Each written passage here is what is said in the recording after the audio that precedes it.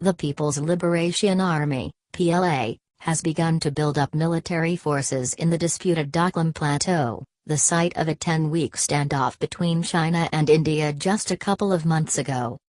PLA is building new military infrastructure about 3 miles away from the border between China and Bhutan.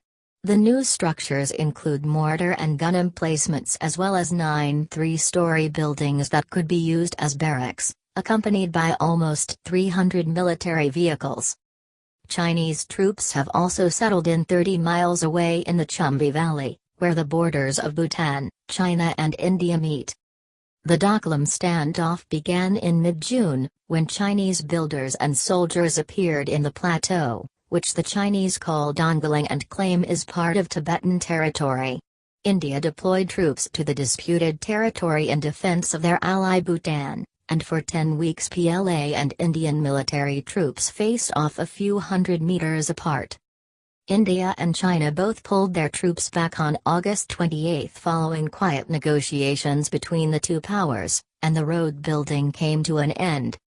In early October, new reports surfaced that 1,000 Chinese soldiers were stationed in the Doklam Plateau, and the appearance of these structures suggests that the PLA are there to stay. India has withdrawn its military from Doklam since it does not actually have a claim on the region. Their troops entered Doklam to support their Bhutanese allies and to oppose the sudden appearance of the PLA and Chinese road builders in July 2017. However, India has built up their forces in Sikkim, the province that borders both China and Bhutan.